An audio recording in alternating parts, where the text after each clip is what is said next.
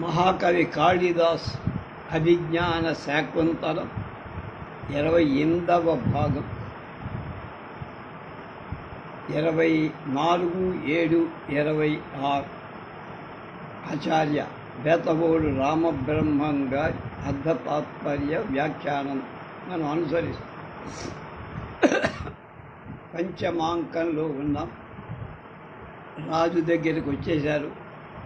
ఆయన గుర్తుపట్టనట్లుగా మాట్లాడాడు. తర్వాత శకుంతల అంటోన్ ఇదమవస్థాంతరతం గతే తాదృశే అనురాగే కిం నా స్మారితేన ఆత్మాదానీం మే శోచనీయ ఇది వ్యవసిత ఏత ఆర్యపుత్ర సంశయిత ఇదానీం నైష సముదాచార పౌరవ నయుక్తం నామతే తథా పురాశ్రమపది స్వభావోత్థాన హృదయమిమం జనం సమయపూర్వ ప్రతార్యే దృశై అక్షరై ప్రఖ్యాతుం.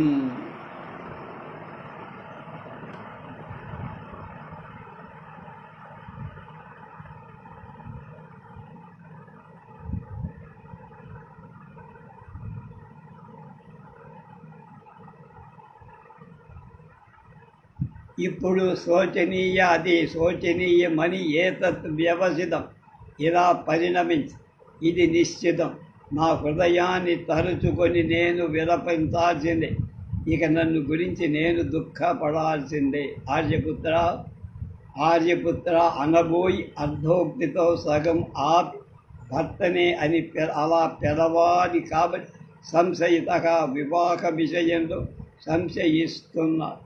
ఇదాని ఈ సమయంలో ఏషః ఆర్యపుత్రాన్ని సంబోధించటమని సముదాచార సముచాచార సబబుక అని తనకు తాను ఆత్మగతంగా సర్ది చెప్పుకొని అప్పుడు ప్రకాశంగా పౌరవా కురువంశోద్భవ తథా అలా కులా అప్పుడు ఆశ్రమపదే మా ఆశ్రమ సీమలు స్వభావ ఉత్థాన హృదయం సహజంగానే బేల హృదయం గల ఇమం జనం ఈ నన్ను అన్నం పుణ్యం ఎర్రగనిన సమయపూర్వ ప్రతిజ్ఞాపూర్వక సమయపాలన ప్రతిజ్ఞానం పూర్వక సంకేతపూర్వకంగా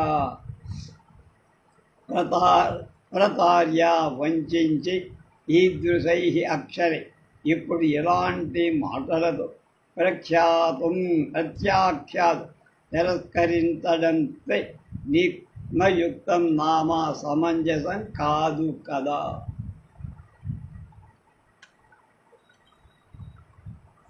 రాజు శాంతం పాపం అన్నారు. చెవులు మూసుకొని పాపం శమించుగాక. వ్యపదేశమావిలయితుం కిమీహసే జనమి మంచపాతయితుం ఉలంకషేవ సింధు ప్రసన్న మంభస్తట తరుంచ.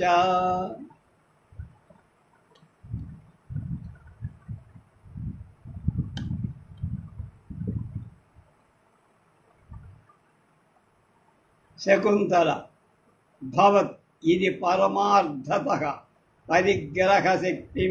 పరిగ్రహశంకినా త్వయైవం వక్తుం ప్రవృత్తం తదభిజ్ఞానానేవ తం తవాశంకముప అపనేష్యామి రాజా ఉదారః కల్పః అన్నారు.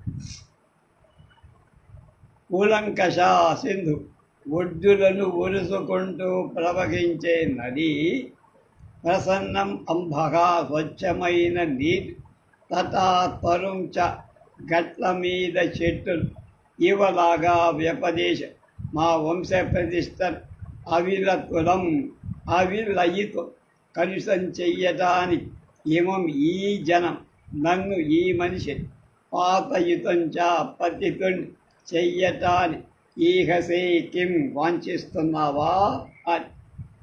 వరద నది నీటిని కలుషితం చేస్తూ ఒడ్డున ఉన్న చెట్టును కూలుస్తూ అలాగే నువ్వు ఇప్పుడు మా వంశ ప్రతిష్ఠను కలుషితం చెయ్యటానికి నన్ను పతితుణ్ణి భ్రష్టుణ్ణి చేయడానికి ప్రయత్నిస్తున్నావా?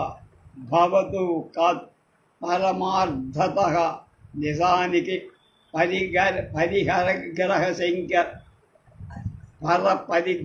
సంఖ్యన పరకాంత పరిగ్రహించడం అవుతుందేమో అని శంకిస్తున్నవాడవు అయిన త్వయా నీచే ఏవం ఇలా మాట్లాడట యది ప్రవృత్తం ప్రారంభింపబడితే నిజంగా పాపశంకతో నువ్వు నన్ను తిరస్కరిస్తున్నట్లయితే తత్ ఆనాడు అనేన ఈ అభిజ్ఞాన ఆనవాడుతో గుర్తింపు చిహ్నంతో తవ ఆశంక నీ ఆశంకను అనుమానాన్ని అపనేష్యామి తొలగిస్తా. ఉదారకల్ప ఇది ఉత్తమ న్యాయం, ఉత్తమ పక్షం అన్నారు.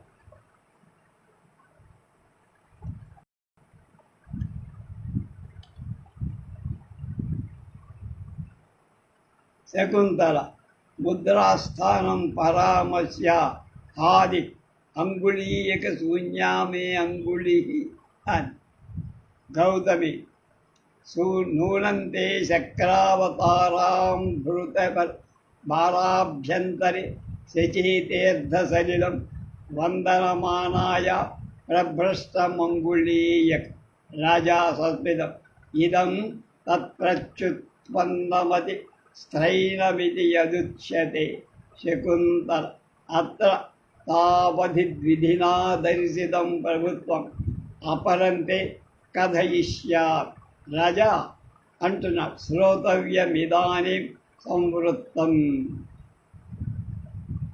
దుఃఖంతో చేతికి ఉంగరం కనపడు, దుఃఖంతో గౌతమి వైపు శక్రావతార అభ్యంతరి. శక్రావతార అంటే గంగా నదిలో శక్రావతార ఘట్టంలో శచీతీర్థ సలిలం శచీతీర్థ ఉదకాలు వందమానాయ నమస్కరిస్తున్న దానవై దోసిడితో నీళ్లు వదిలిడం తే నీ యొక్క అంగుళీయకం ఉంగరం నూనం ప్రభ్రష్టం జారిపోయి ఉంటుంది.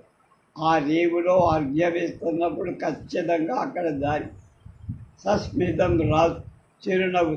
స్త్రైణం స్త్రీ సమూహం ప్రత్యుత్పన్నమతి సమయానుకూలంగా బుద్ధిని మార్చుకోవడం అంతే అని ఉచ్యతే. లోకంలో ఏం చెబుతారో తత్ అది ఇదం ఇప్పుడు నిజమే అయ్యింది కదా.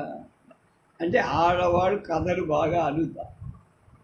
ఏ తావత్ ఈ విషయంలో విధినా దైవం చేత్ ప్రభుత్వం ప్రాభవం ప్రదర్శింపబడి దైవం మనకు అనుకూలంగా లేదు, విధి తన ప్రభావం అనడం. అపరం మరొకటి ఏ నీ కథయిష్యామి ఆనువాలుగా చెబుతా వినవయ్యా అన్నది. సరే శ్రోతవ్యం ఇదానీ పోని అదన్నా చెప్పమమ్మా అన్నారు.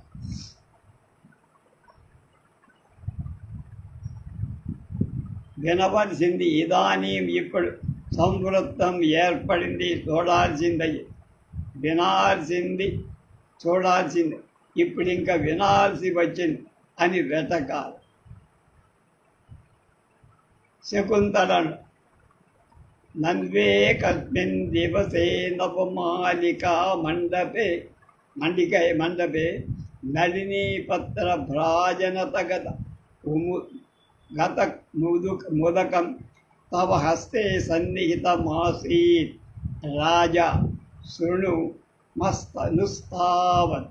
శకుంతల తక్షణే నమే పుత్ర కృతకో దీర్ఘాపాంగూనాం మృగపోతక ఉపస్థిత త్వయాయం తావత్ ప్రథమం పిబద్వతి అనుకంపితోపచ్ఛందిత ఉదకే న పునస్తే పరిచయాత్ హస్తాభ్యాసం ఉపగత పశ్చాత్ తస్మిన్నేవ మయా గృహీతే సలిలే అనేన కృతః ప్రణయ తదాత్మవిత్తం మిత్తం ప్రహసితోసి సర్వ సగంధేషు విశ్వసిది ద్వాపత్యత్రారణ్యకావితి. నను విను, ఏకస్మిన్ దివసే ఒకరోజు నవమాలికా మండపే వెలజాజి పూదేవల మండపంలో పొదరింటిలో నళినీ పత్ర భాజన గతం తామరాకు దొక్నలో పట్టి ఉదక నీరు తవ హస్తే నీ చేతిలో సత్ నిహితం ఆసీత్ ఉంచబడి ఆ ధ్వన్నెను నీ చేతికిచ్చా జ్ఞాపకం లేదా? శృణుము పాపత్, వింటున్నాను చెప్పుని హరికథ అన్నారు. తత్క్షణి ఆ సమయంలో నాకు పత్రకృత కొడుకులాంటి వాడు, కొడుకులా నేను పెంచిన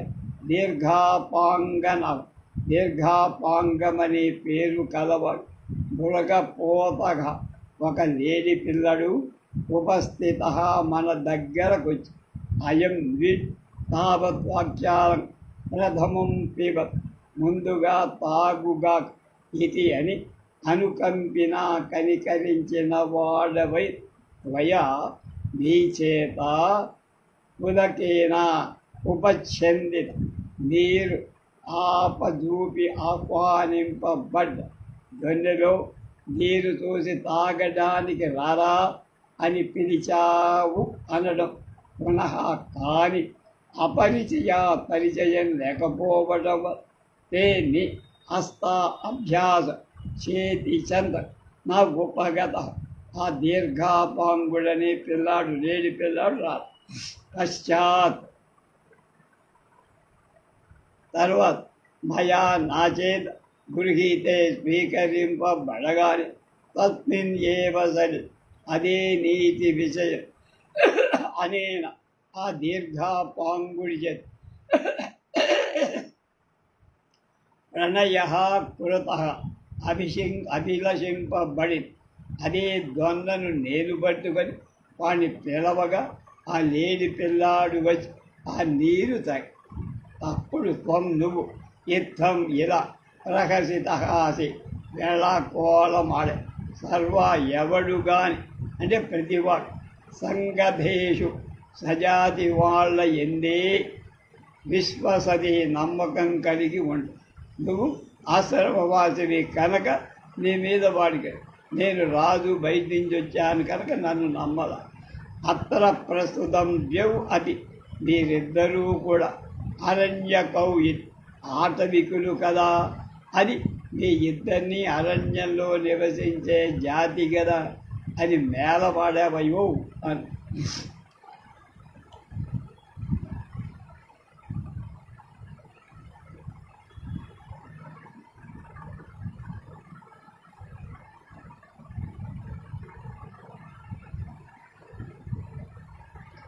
ఏవమాదిభిః ఆత్మకార్యనివృత్తీనాం అనృతమయవాङ्మధుభిः అకృష్యతే విషయిన. గౌతమి మహాభాగా నార్హస్యేవం మంత్రయితుం తపోవన సంవర్ధితో నభిజ్ఞోయం జనః కైతవస్య రాజ తాపసవృద్ధే స్త్రీణాం అశిక్షితపటుత్వమమానుషేషు సందృశ్యతే కిముతయ ప్రతిబోధవత్స్యః.